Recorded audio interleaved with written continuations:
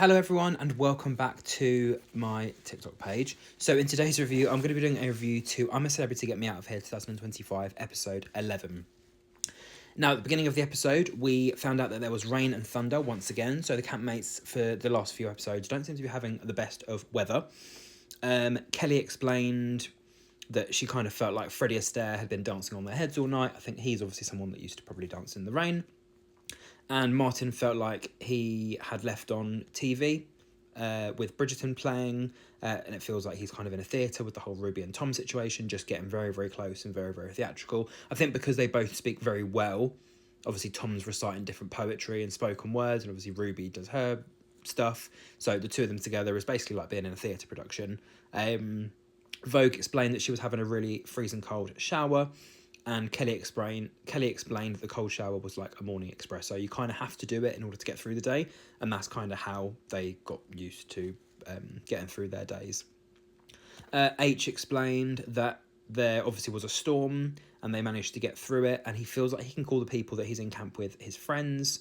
He says he wouldn't really do something like this on the outside in terms of making friends, but obviously because you're in such closed off space and there isn't really anybody else to talk to or anything else to do, you kind of just have to deal with the people you've got, and then you kind of realize that you actually make bonds, and that the reason you're in there is to make those amazing bonds that you've got. Vogue explained that today they were going to have a really good day, and Eddie also said that they were going to have a really good day. Alex explained that she felt like they were all going to obviously become rivals. H felt like it was definitely going to be him against Ginge. Eddie said it's obviously the first time he feels nervous. You can't split the family up. And Tom said to Shona that anything but rivals, with H explaining that whatever happens, we have to come back as one. We're campmates, but I'm ready to annihilate anybody. So I think with these challenges, because they were over the 2 days, most of them were not live, and it was just like little mini games between the two rivals. This was obviously the introduction of it. But I think that was one show where they did a live trial as well, so that'll come up in a later episode.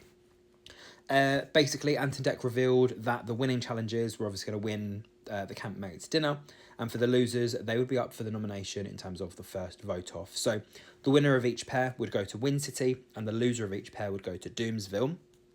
So the first pairing was Lisa and Martin. They had to put their heads in a box of fish guts slime and grab 2 stars with their mouth. So Lisa was the winner, so she went to Wins City, and Martin was the loser, so he went to Doomsville and was up for the first vote off. Up next was a battle of the girls, so Kelly and Vogue. They basically played a mini game called Mind Games, and they basically had to eat an entire pig's brain. Kelly was kind of gurgling and doing all sorts of weird stuff with her face. Vogue managed to get it down in 3 swallows. So Vogue won, and Kelly ended up going to Doomsville, with Vogue explaining that she could smell the pig brain on her tongue, with some of the others saying, yes, we can smell it too. The third pairing was Eddie and Jack. They had to basically get the star off of the thread with their tongue, and they had cockroaches, crickets, and mealworms, where their hands were obviously moving the star, and they obviously had to flick it with their tongue. Jack was the winner there, so Eddie went to Doomsville. The fourth pairing was Ruby and Tom. I guess people wanted to try and split them up, with Ruby saying that she knew that people were trying to break them up. The game was called Snaky Behaviour, and they literally just had to put their hands in a box without looking and count how many stars were in there. Ruby said 4, Tom said 8, and the correct answer was 4. So Ruby went to Win City, and Tom went to Doomsville. The fifth pairing was Alex and Shona, and their game was called Eye to Eye, where they purely just had to eat a fish eye, squeeze it into a glass, and obviously down the shot of the fish eye juice. Alex was the winner, so Shona went to Doomsville, with Alex saying it was absolutely disgusting. And last but not least, obviously it was H against Ginge. So H said he was going to come for Ant and Dec's job after this game. And yeah, they basically had a bloodbath of offal, and whoever was to move the offal from one box to the other box was to win. And Ginge looked and said, we're not eating that, are we? And obviously that wasn't the game. The winner of that game was Ginge, so it was H who went to Doomsville. So your 5 winners there were Lisa, Vogue, Jack, Ruby, Shona, Ruby, Alex and Ginge. And the 6 losers were Martin, Kelly, Eddie, Tom, Shona and H, who obviously all went off to Doomsville. So back in Win City, Alex explained that camp had a makeover. Lisa was loving the purple theme and saying that she had the best cooks with them, Alex and Jack. And Vogue explained they obviously had new bedding and new towels, which obviously they were all very, very excited about. In Doomsville, Eddie questioned what was going on. Kelly explained that she had her top bunk back, but it was hard. It was a bit small, quiet and dreary. Martin explained in order to have a shower they needed to pump it themselves, and the buttons on the telephone were obviously not able to make music like it was in main camp. Shona explained that they have each other, that's all they need. Tom explained that every chair is a drum, so, you know, from one musician to an English literature speaker, he kind of said, you know, we can still make music with our drums. He said he lives alone, and obviously the people in his orbit see him regularly, so it's nice to be with people who actually care about him. Tom said that H was still his hero, the way that, you know, he did that challenge or attempted that challenge, and Eddie decided to be a man and help H with his man shower, with H saying that he felt like he had offal up his backside. Back in Wind City, Lisa asked Ginge whether he actually ever leaves the house. Ginge said that he goes live on streaming from 4 p.m. in the afternoon to 4 a.m. the following day, and obviously from 4 a.m. to 4 p.m. he's obviously asleep. Ruby said he really admires Ginge, and Ginge was asked, you know, who are some of the famous people he's got in his phone. So some of the names that he dropped were people like KSI, the Sidemen, things like that. And then Alex decided to speak up some of the people that she's met. She said that she met a man called Louis Theroux at a Drumshed music area at an event that she was, you know, invited to. She was blown away by that, but because she was so nervous and didn't expect him to message her, she's obviously left him on red and actually ghosted all of his messages recently. So yeah, Louis, if you're watching this, drop a message to Alex Scott. Ruby explained that she's met some great people, including Bette Midler, Joan Collins and Carrie Fisher. Jack said he's met some people, obviously were family friends, because obviously he's part of the Osbournes family, so they have a lot of good connections. So Tobey Maguire, Kate Moss has been a friend of theirs for years. And he said, my dad's Ozzy Osbourne, you're not famous to me, in terms of, like, you know, having, like, seeing people and meeting people, he always remembers who his dad is and knows, you know, my dad's probably a lot more famous than you.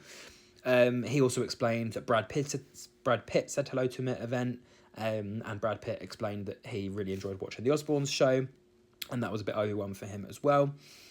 And Lisa explained that some days, obviously, they want to be alone, but when people or fans ask for photos or signatures, it means they just appreciate what these people do as a day-to-day job. Because you have to realise, these are just ordinary people. They just have a little bit more of a platform, a little bit more of a status, probably a lot more money, but they're just doing the things that we enjoy. Like, we enjoy listening to music, we enjoy watching TV, watching films, you know, dancing, whatever, and these are the people that then can provide the entertainment for us. Ruby explained that there's such a thrill of being recognised by somebody famous, you know, being able to do interviews or being able to go somewhere, and then for someone famous to know who you are, it's like, wow, they actually know who I am, like, I'm actually making a difference, and, you know, my name's out there that little bit more. We also had a quick little mission between Kelly and Vogue. So this is their next challenge. I think the public had basically decided who they wanted to do another challenge. So up for grabs was cream and crackers and grapes, and the mission was called Paint the Town. Kelly had to basically protect the 8 or 9 buildings that she had as part of Doomsville, and it was up to Vogue to obviously knock them down. Vogue said she's always wanted to have a paint fight, and she's obviously not allowed to do it in a house, so it's nice that, you know, they provided the space for her to be able to do that. Obviously Vogue won, and she said she was happy about winning, and Ruby explained that if you don't have a head, that you're going to starve, with Jack saying it was the greatest taste he had in his mouth, obviously, after winning the cream crackers and grapes. So just about that little mission. Obviously, they were basically throwing paint at each other. Kelly had to protect herself, and at the end, they ended up just having a big paint fight. But yeah, they both laughed the whole way through, so it was really, really funny and really, really nice to see.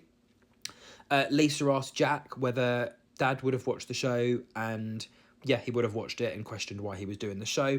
For dinner, they had venison, tomatoes, squash, mushrooms, and broccoli, with Ginge wondering what the vibe was going to be in the other camp.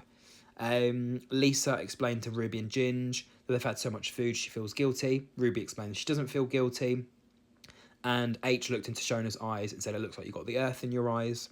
Jack said that there was so much dinner, with Ruby saying they're going to eat all of it. And in Doomsville, they had a pillow fight, which was Shona's idea, with Shona asking H why his thighs were so strong, and we found out one pair were going to have a rematch in The Pits. It was either Ruby and Tom or H and Ginge, and we found it was going to be H and Ginge, with Kelly saying, Are we going back to Doomsville? With Vogue saying she was very confused by the rules. And that was the end of episode 11. So for my next review, come back very, very soon. And if you did enjoy, don't forget to like and share. And I'll be back with you for episode 12. Bye-bye.